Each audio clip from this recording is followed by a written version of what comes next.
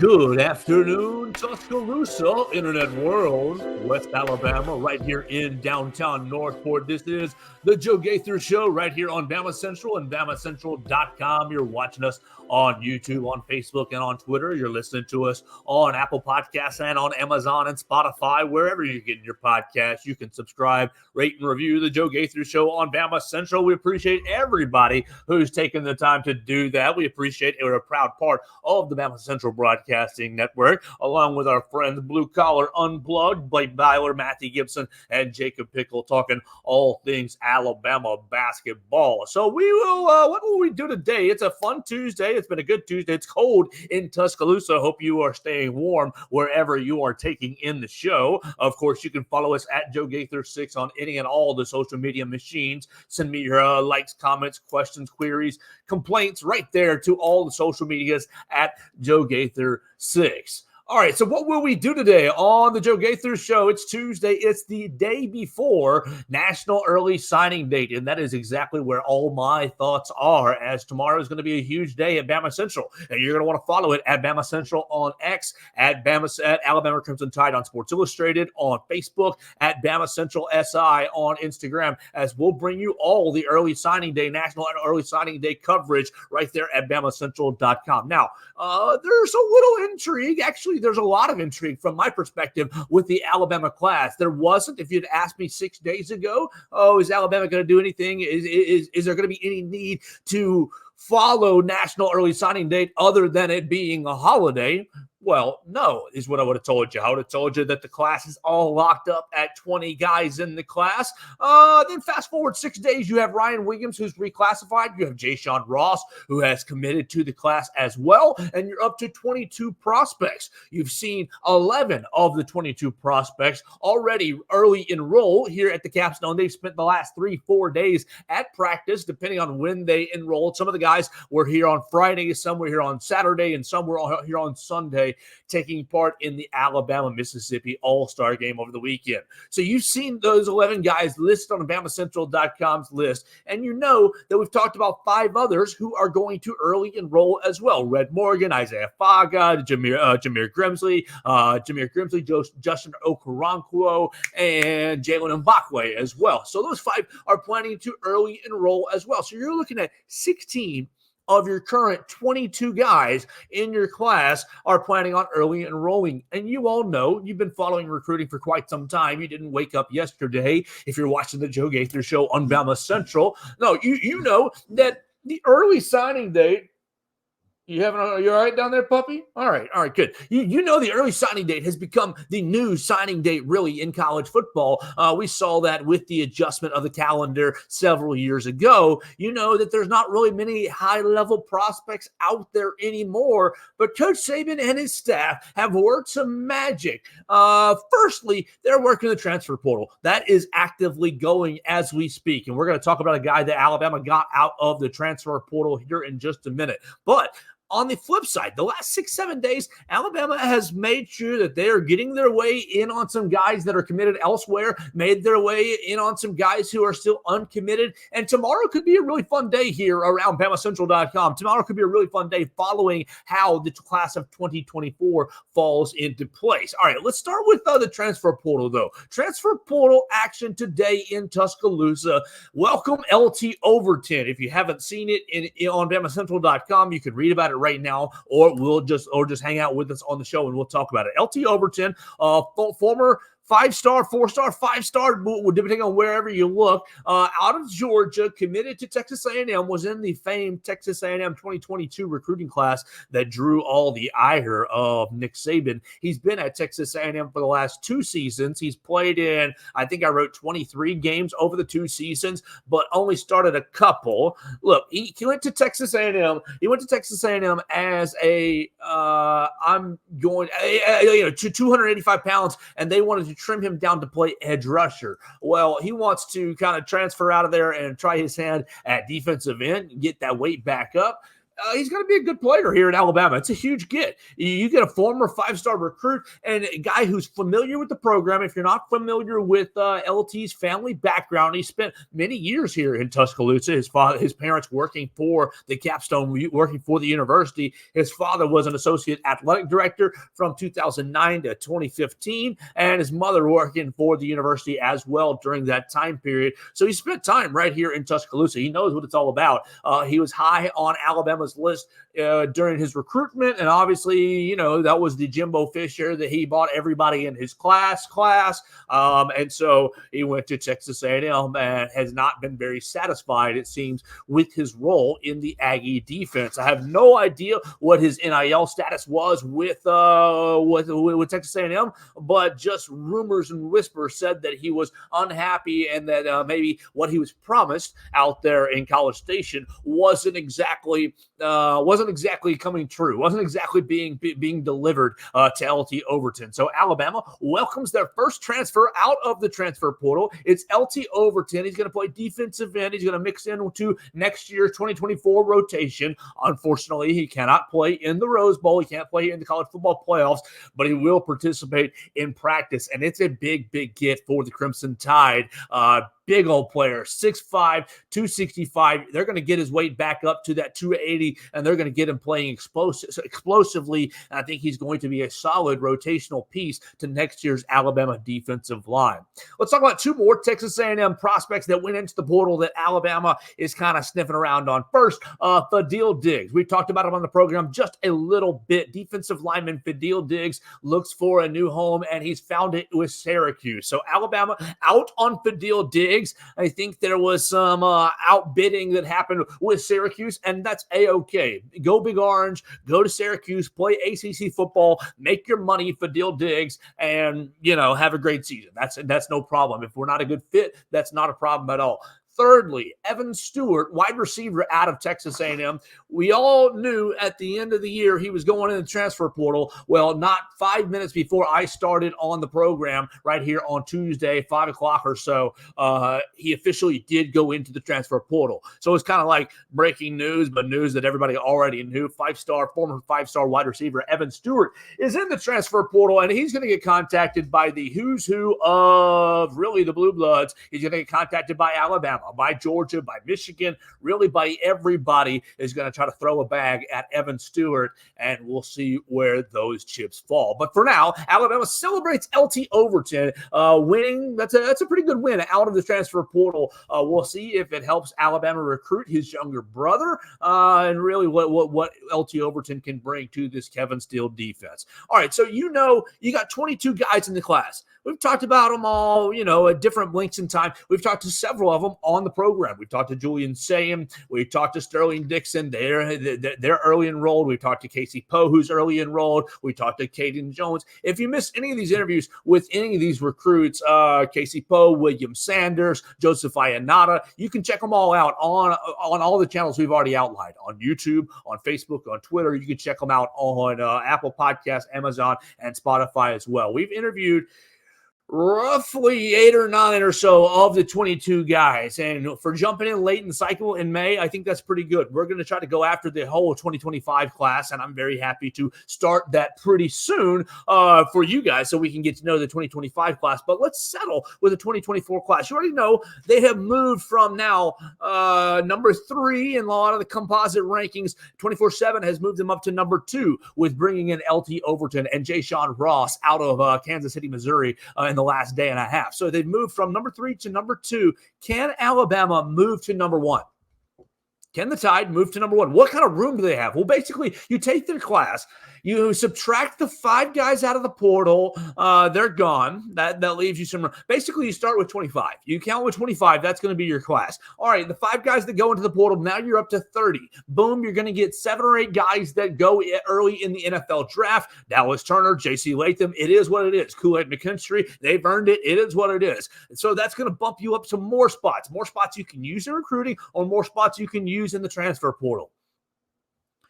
Alabama has a lot of room, and there's actually a lot of guys, and this is why you want to pay attention to BamaCentral.com tomorrow. There's actually a lot of guys out there. Let's see. I have 1, 2, 3, 4, 5, 6, 7, 8, 9, 10 guys on my list. Oh, wow. I didn't plan it that way, but I have 10 guys on my list that I think that Alabama is still in on for the 2024 class, whether they're committed elsewhere or uncommitted. So let's break them down one by one. And I think that really, as I count this, I think they're going to get 1, 2, 3, 4, 5, 6. I think Alabama's going to come up with 6 of these 10 guys in the next 24 hours. So here we go. Edric Houston is my number 1 guy on the list. Edric Houston, we talked about him just a little bit on the program already. 5-star defensive lineman out of Buford, Georgia. Buford High School. You guys all know Seth McLaughlin. You all know Jake Pope. You all know Isaiah Bond. And you all know Justice Haynes as well. So Edric Houston coming out of Buford High School as he is a big-time prospect.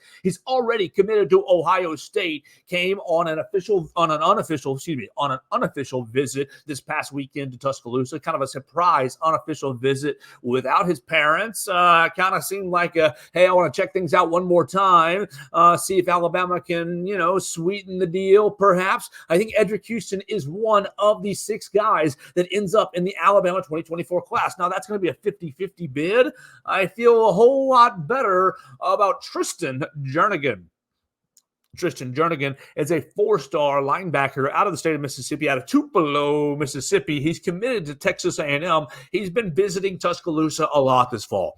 And Coach Nick Saban made it a point to have an in-home visit with him in the last 2 weeks. I think Tristan Jernigan, he's been committed to Texas A&M, but it's funny. It's weird. One thing that's happening in this cycle right now, and Edric Houston is doing it as well with Ohio State. Tristan Jernigan going on to Twitter, he committed to Texas A&M early in June. He has been committed to Texas A&M, but he went out to Twitter, Tristan Jernigan out of Tupelo, Mississippi, and said, "Oh, well, who should I choose tomorrow? Oh, are you going to choose again? I thought you were committed to Texas A&M." He said, "Who should I choose tomorrow, Alabama or Texas A&M?" Oh, so he's not really committed to the Aggies. And that's okay. I mean, look, this is the way that the kids do it these days, and I don't have really a problem with it. If I were a big-time prospect, my mother knows this, I would have really struggled with the attention. I would have struggled with, I'm out here taking pictures. And, dude, everything that Ryan Williams did over the weekend at Auburn, taking advantage of his opportunities to go visit other schools and kind of play the game with other schools, I would have been doing that too, because I got a little bit of that turd in me, a little bit of that arrogance in me, as maybe you can tell if you listen to the show or if you read me on BamaCentral.com. I try to iron it out and keep it as humble as possible, but I know that I would have not handled the attention very, very well. So Tristan Jernigan has kind of been slow playing, and especially once the Texas A&M administration fired Jimbo Fisher, and they obviously moved into a new direction with Coach Elko, it reopened things with his recruitment. So I think Tristan Jernigan is 2 of the 6 guys on this list of 10 that I think Alabama is going to walk away with. The other 4 are kind of out there. I don't really know how they're going to fall. All right, number 3 is Kevin Riley. If you are in the West Alabama area, if you're watching this show right here in Tuscaloosa, Northport, just right up the road, up 43, is my man Kevin Riley at Tuscaloosa County High School, 4-star running back, committed to Miami. And look, I think Alabama has really been a little bit struggling at running back in this class. And it's evident in the fact that they don't have a single running back committed. All right, so take that for what it is. They don't have a single running back committed.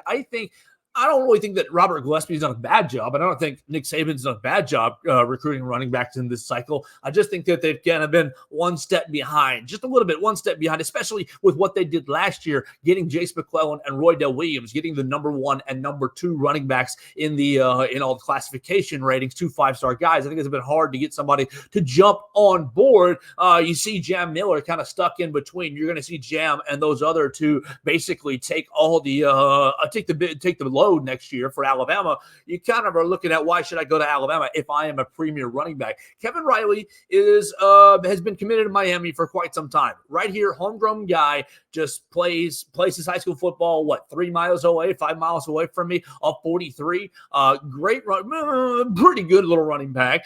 Playing on a bad team. I'm sorry, it is what it is. The Wildcats, just not a great team. They didn't have any real passing threat, so it was all Kevin Riley family and his band of merry running backs playing for the County High Wildcats.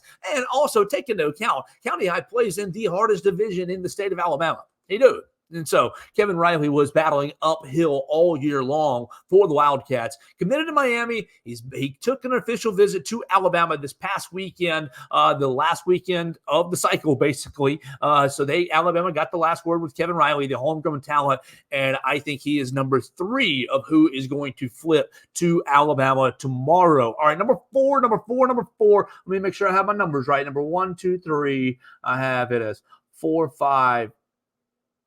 Yeah, Jaden Ball. Okay. Jaden Ball is the next running back that I want to talk about. I think that he is going to be flipping to Alabama. Well, he's not going to be really flipping because he decommitted. He decommitted from Arkansas. He was committed to Arkansas. 4-star running back out of Gaither, Georgia, 6 foot, 215 pounds. Considered the number 17 overall athlete in the class. And really, I mean, you got to get a running back. Daniel Hill is on this list. I don't think Alabama is going to come away with Daniel Hill, but I do think that Alabama is going to come away with 2 of the 3 running backs, Kevin Riley, Daniel Hill, or Jaden Ball. I am putting my money on it being Jaden Ball as the 4th prospect on this list that Alabama is going to add. So if you're up to 4 prospects, you take your class from 22 to 26 guys. You are kind of up at the upper end of the upper end. You're maxing out who you can take. All right, my number 5 prospect is Steve. We're going to have to get used to saying this. Mbuamua.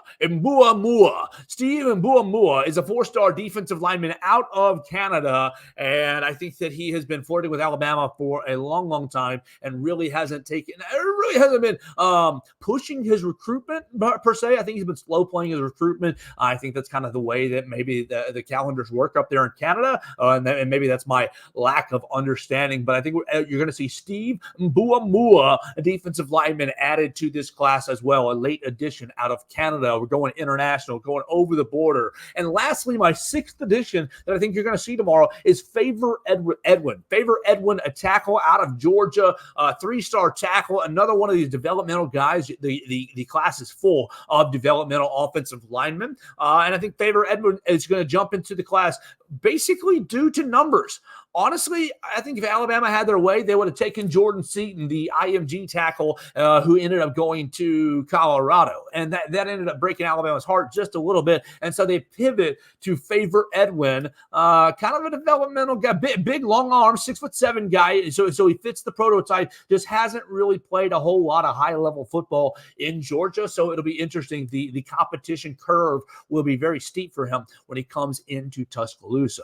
So those are 6 guys that I think you will see. I am putting my name on it. I am predicting that they will flip and they will join the Alabama 2024 recruiting class, taking Alabama to 26 prospects. But there's another handful of guys, 4 more guys that I think Alabama is going to be in on if they have a chance to be. If they have a chance to secure Daniel Hill, you heard me just mention his name, Daniel Hill, out of Meridian, Mississippi, 4-star running back out of Meridian, Mississippi. He's been playing Alabama, Mississippi State, South Carolina, Tennessee the entire time, the entire recruit. He's been slow playing the entire process. Now, he's got his own reasons for doing that, but look, Alabama's been after him. I think if he wanted to go to Alabama, then he would have committed already, and he would have been right there on campus. I think that he's one of these guys who, just like I was mentioning earlier, likes the attention, likes the recruitment, and he's going to take it all the way to the end of the line before he dots the line, puts his name on the line for Mississippi State, is my prediction with Daniel Hill based on the father's legacy. All right, going forward, Perry Thompson. Look, Perry, you got to bring him up when it's talking about this because you never know what the kid's going to do. Perry Thompson has absolutely been one of those guys who enjoys the attention. Big-time prospect out of Foley, wide receiver, committed to Auburn. He was committed to Alabama, committed to Auburn. Lately has been asking for edits, photo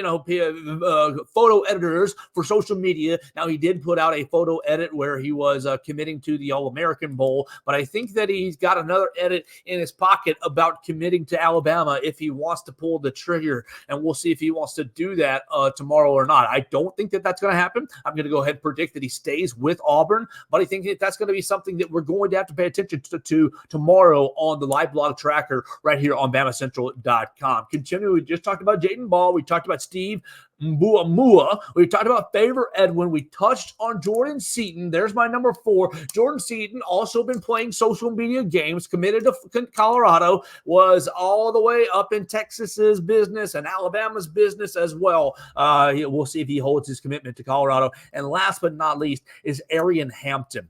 I think Arian Hampton is a guy, a big-time athlete. He's already committed to Texas, but he's been still flirting with Alabama through the entirety of the season. I saw Arian Hampton at the LSU game. He's taken lots of visits to Tuscaloosa since committing to Texas. And maybe Arian Hampton's a guy that doesn't sign tomorrow and takes his recruitment all the way up to February, the old original signing date. All right, so last thing I want to talk about with the recruits is about the early enrollees. Look, we heard from Nick Saban yesterday in the Naylor Stone media room. He's not allowed to talk about the early enrollees until tomorrow's press conference. We'll talk about that with him tomorrow. But I want to talk about Jalen Milroe. Jalen Milroe was in the Naylor Stone media room today, and Jalen Milroe is not really under the same restrictions that Coach Saban is. And somebody asked him about Julian Sayin and how Julian Sayin is looking. And essentially he said, he said the quarterback speak things that you thought he was going to say, but he said, oh, the kid can spin the bean really good. The kid throws the football really well. He's come in with a good understanding, a good head on his shoulders. All I can do is tell him what I experienced here as a freshman. Jalen Milroe was basically very complimentary of the early enrollee. And look, this is who Jalen Milroe is as a human being.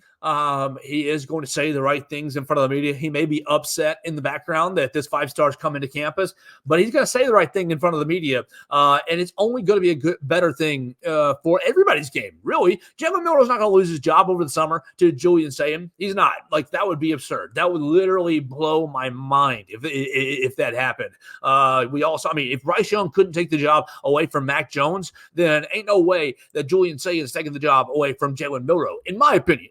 Now, I'm not Nick Saban, and I'm not Tommy Reese, so I don't know. Man, you never know what could happen over the next 4 or 5 months, but I would be absolutely shocked if that happened. I think that Jalen Milroe is going to be a good big brother to Julian Sayin, and they're going to pass it off seamlessly between the two of them. And unfortunately, you're probably going to see a guy like Ty Simpson, a guy like Eli Holstein transfer out of the program, and you hate that, but it's just the nature of the beast so far. All right, so let's get out of here. Look, we hit on bowl games just a little bit on Monday from Saturday. We hit on all the results, and we know that we went 4-3 over the bowl games. We're going to reiterate our pick for tonight's game, UTSA and Marshall in the Scooters Coffee Frisco Bowl. UTSA is a 7.5-point favorite in Frisco, Texas. I am taking UTSA, the Texas squad. I know that they have a lot of opt-outs. I know they have a lot of guys in the transfer portal, and one of the guys is visiting the Capstone right now. But I'm taking UTSA to win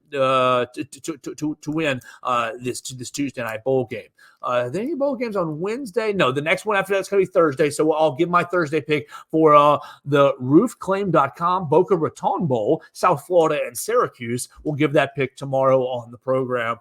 So that'll be fun. You'll have to stick around and see how well I do picking bowl games. Really and truly, I mostly just pay attention to Alabama and Alabama's opponents. So I'm picking a lot of these bowl games, not blindly, because I do pay attention to the sport. But if it doesn't affect Alabama, then I'm not really a true expert on it. I will say that. All right, so last thing for the day, and we appreciate everybody who's watched us on BamaCentral.com, on YouTube, on Facebook, on Twitter, on Amazon, and you've listened to us on Amazon, on Spotify, and on Apple Podcasts. I appreciate everybody who's listened to us. You can look us up on all those places. Subscribe, rate, review the show, send the show to a friend, an Alabama fan, an Alabama hater, an SEC fan. We kind of cover it all as best we can. We're going to get into Missouri and Mississippi State. We'll have a Missouri and Mississippi State segment later on in the week after their signing day shenanigans kind of settle out. That'll be a good topic for those guys to get into with Cowbell Corner and Mizzou Central. We're always brought to you by your favorite sponsor. If you want to sponsor the program, you can reach out to me at Joe Gaither 6. We appreciate anybody who's interested in the program. We can read your ad read right here. Oh, the best soda in the world is Dr. Pepper. Oh, this is Diet Coke. There's our ad read for the day, as I'm going to have a lot of water later in the evening enjoying the bowl games. All right, so last topic for the day is Nate Oats. Nate Oats, golly, he just had a media session out there in Phoenix. The guys are going to get their butt kicked tomorrow. They're going to get their butt kicked tomorrow. Oh, unfortunate. Arizona, another front line loaded team, big team. Coach says, hopefully we can make more threes. Oh, Coach, that's not strategy. That is not strategy. And look, I love you, Coach. I do. I am a homer. My Alabama Crimson Tide glasses for basketball are this thick. And for those who aren't watching, that my fingers are very wide. I love you, Coach Oats, but that is not a good strategy. Hopefully we can make more threes. No. Hopefully we can get more dadgum stops. Get more stops in the paint. Get Grant Nelson rotating. Get Grant Nelson playing better offensively and defensively. Get Grant Nelson playing like a top 10 transfer in the country that he was supposedly supposed to be. And look, I love you, Grant. When you played good, you've been a lot of fun to watch. You can throw down a jam, my man, and that's a whole hell of a lot of fun. But goodness gracious, Unicorn, Grant, we're going to need more consistency out of you. Mark Sears, Aaron Estrada, can you get down into a defensive stance and guard somebody? Caleb Love and Jaden Bradley. Yes, our buddy Jaden Bradley is coming right at your bleeping neck. Coach asked for the players to shoot 50 threes tomorrow night. 50 threes tomorrow night against Arizona in the Footprint Center. And Coach, look, I am a defender of your system. I do love the 3-and-D system. I love the analytical approach. I understand the real value and the real system is to get to the hole. You put a layup, put a dunk into the basket. Give me that 1.8 points per possession.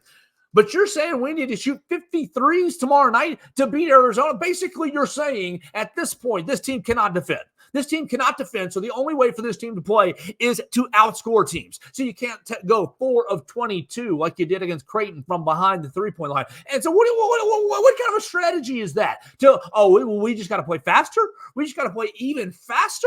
I mean, Coach, look. We all looked at the schedule when we saw the schedule at the beginning of the year, and we saw Purdue, we saw Creighton, we saw Arizona, all 3 in a row. And, of course, look, the objective people thought that's going to be 3 losses in a row.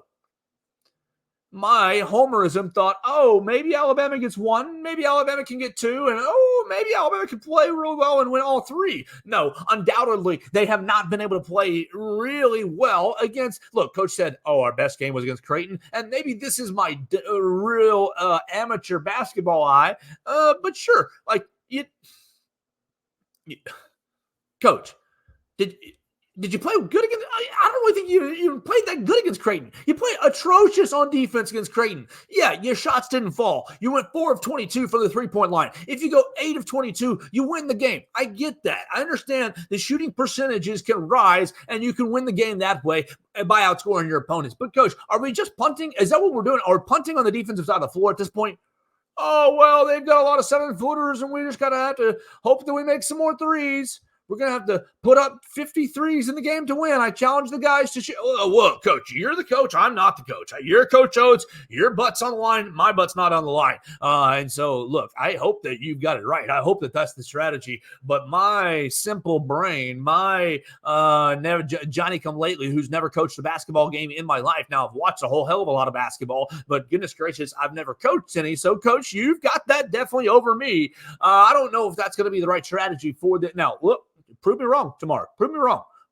Prove me wrong. I'll be happy to eat some crow. Look, now I'll have to drink a lot of coffee before that game. Folgers in your cup. We can make coffee sponsor here. Your favorite coffee shop. We love Turbo. We love all kinds of great coffee shops in Tuscaloosa. We like Strange Brew for sure. But no, look, that's not. I don't think that's a good strategy.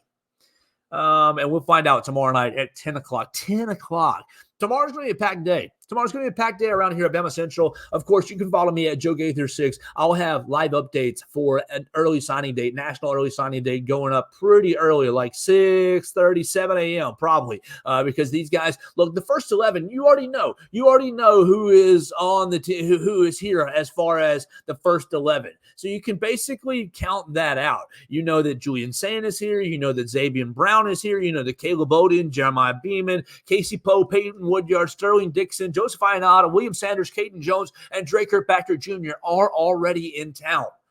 practicing, doing their best to keep up with the guys. You know that Red Morgan, Isaiah Faga, Jameer Grimsey, Justin Okoronkwo, and Jalen Mbakwe are going to be here fairly soon. They're signing early as well. So there's 16 of your 22 guys. The biggest juice is of the 10 guys that we talked about on the show today. Will they sign with their schools that they're already committed to, or will they be flipping to Alabama? You'll have to follow us at BamaCentral to find out. We'll have another show tomorrow. We're going to have Blake Lavelle join us tomorrow to talk SEC basketball.